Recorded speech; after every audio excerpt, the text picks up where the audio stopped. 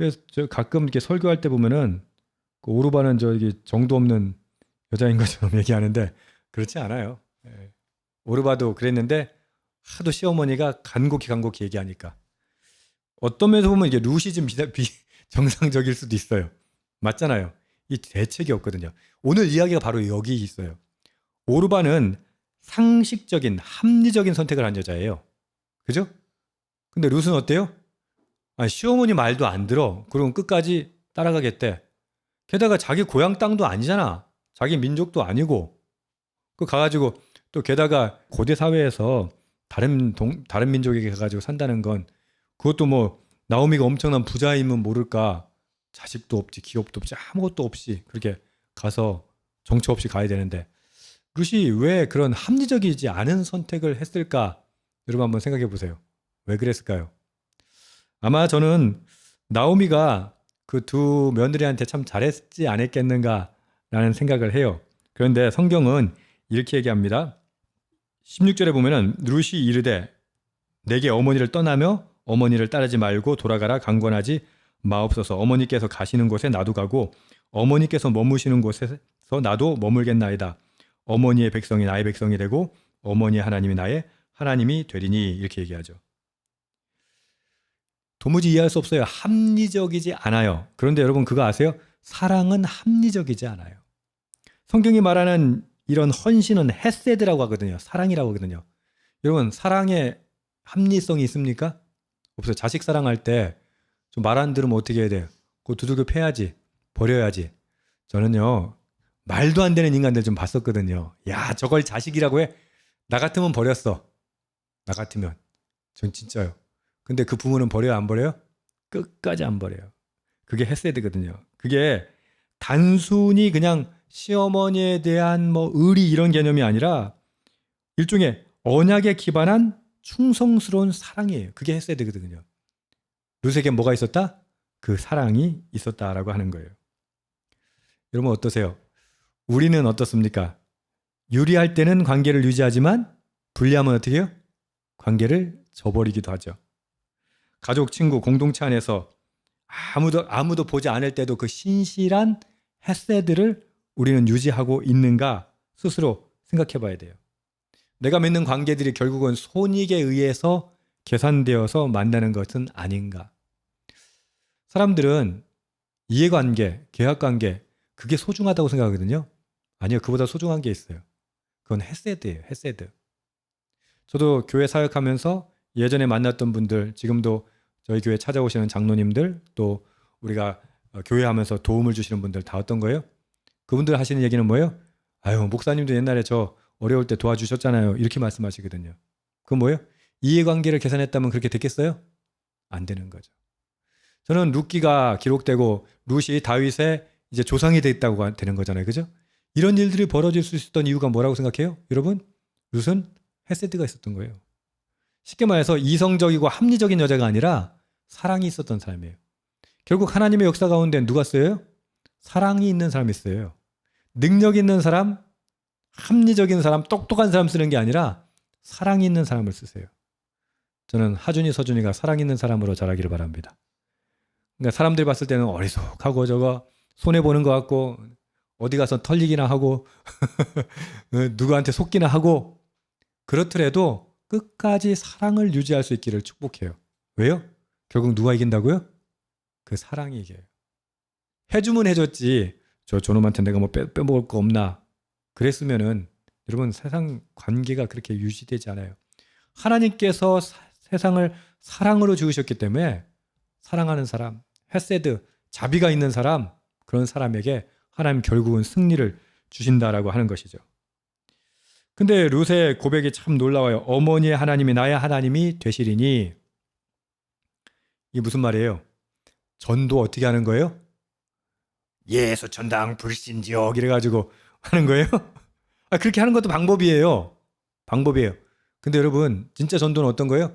뭐 요즘 말로 하면 뭐 관계전도 이러는데 저는 관계전도란 말도 이미 너무 계산적으로 표현을 하는 분들 너무 많이 봐가지고 이걸 딱 이렇게 해가지고 관계를 맺어놔야지 교회에 따라오지. 그건 관계전도 아니에요. 관계전도의 관계는 뭐예요?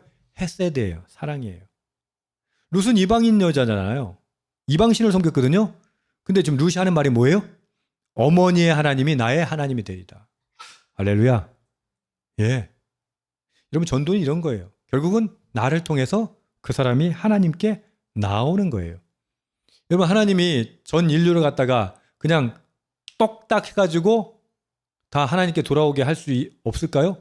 있어요. 근데 왜 어떻게 해요? 우리에게 기회를 주시는 거예요. 여러분 주변의 사람들이 여러분의 하나님을 믿고 따를 수 있기를 주님의 이름으로 축복합니다. 룻은 계속해서 이렇게 고백합니다. 17절 어머니께서 죽으시는 곳에 나도 죽어 거기 묻힐 것이라. 만일 내가 죽는 일 외에 어머니를 떠나면 여호와께서 내게 벌을 내리시고 더 내리시기를 원하나이다.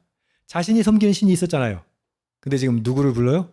여호와의 이름으로 말하고 있는 겁니다. 결국 나오미는 룻의 간청을 거절할 수 없었습니다. 그렇게 돌아옵니다. 재밌는 건 베들레헴 사람들이 나오미를 보고 뭐라고 얘기해요? 이가 나오미냐? 그냥 떠들썩하게 된 거예요. 여러 가지 의미가 있겠지만 저는 아마 이런 의미가 있을 거예요. 나오미가 아주 어느 정도 잘 살고 형편이 있었을 거예요. 그러니까 이주도 결심할 수 있었을 거 아니에요. 그죠? 그러니까 이주해서 갈 때 얼마나 멋있게 갔을까요?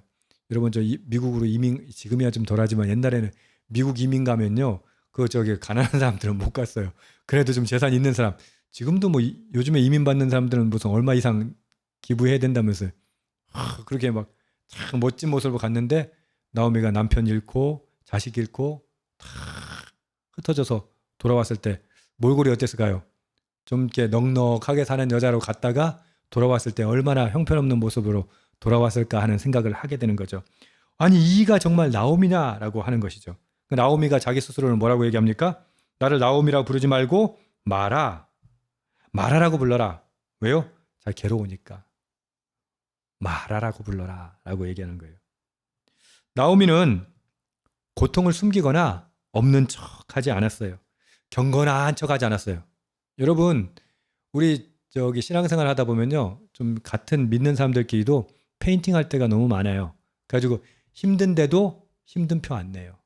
그리고 혼자 속으로 막 알아요. 근데 나오미 좀 어떻게 해요? 힘든 거 얘기해요. 내가 뭐 믿음이 있어서 돌아온 것처럼 뭐 하나님께서 그래도 지켜주셨다는 거나 이길 수 있다는 것처럼 그런 가식을 떨지 않습니다. 여러분 진정한 믿음은 뭔지 아세요? 정직함이에요. 저는 우리 교회가 큐티 나눔 모임 할 때 너무 복되다고 생각하는 게 뭔지 아세요? 정직함이에요.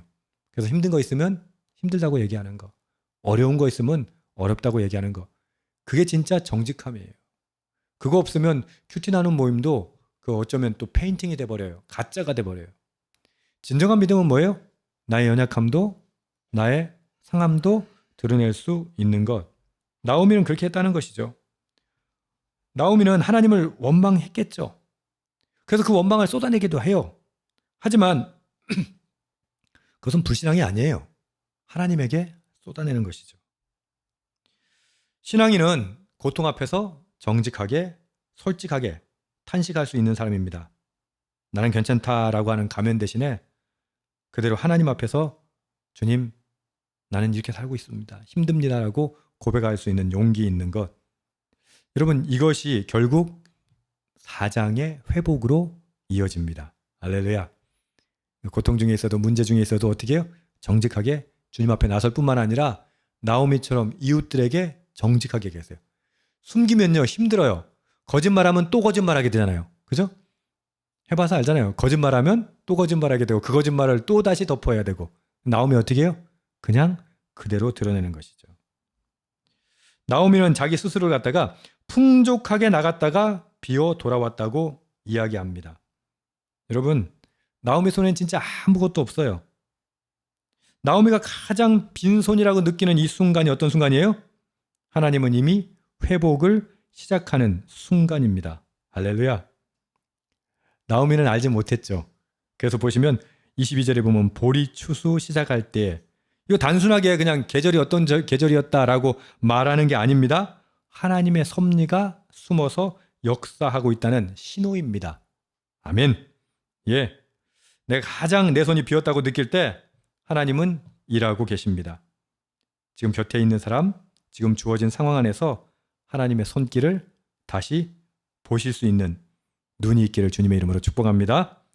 절망의 언어로 끝난 것이 아니라 말하라고 스스로 한탄하는 것이 아니라 다음 장에 하나님의 역사가 있음을 믿고 한 걸음 더 용기 내어 나가는 저와 여러분 되기를 주님의 이름으로 축복합니다. 아멘.